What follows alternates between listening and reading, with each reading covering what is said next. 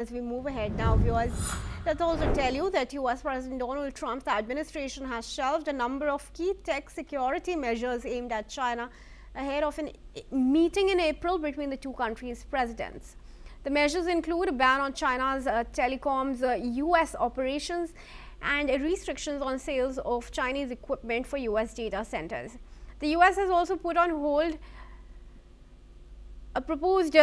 hold a proposed bans on domestic sales of routers made by TP-Link and the US internet business of China Unicom and China Mobile, along with another measure that would bar sales of Chinese electric trucks and buses in the US. General Dwivedi continues to stay with us. I request him to join us back with his first comments on this. Do you think these roadblocks as far as the use of Chinese electrical equipment are concerned will be addressed in this meeting between the two leaders?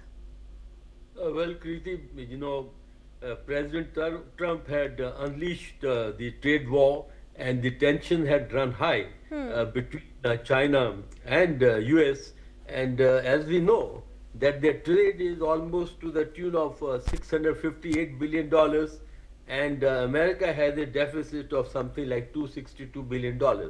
Now, as President Trump and President Xi are meeting in April, so therefore I think these steps have been taken to build a, I would say, favorable ground or create a kind of a foundation on which the talks can be held, and that ecosystem is required to make big decisions during such meetings.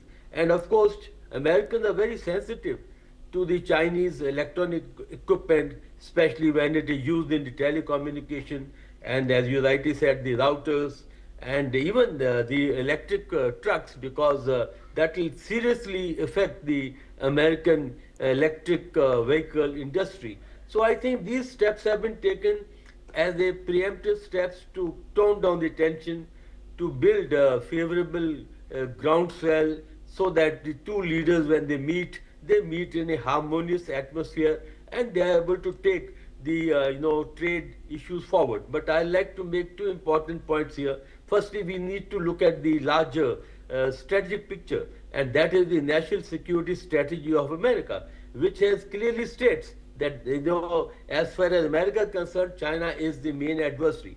But at the same time, it has been stated that they will not like to go into conflict with China, but resolve the issues on the trade front. But at the military front, they like to confront China both in the Western Pacific and the other part of the region. So that is point number one. And point number two is Trump, his trade war has not gone as per his expectation.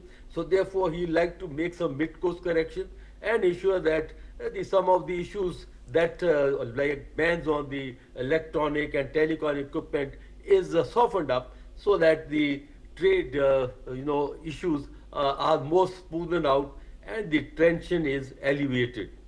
All right. General, thanks very much for your comment and for joining us here at NewsX World.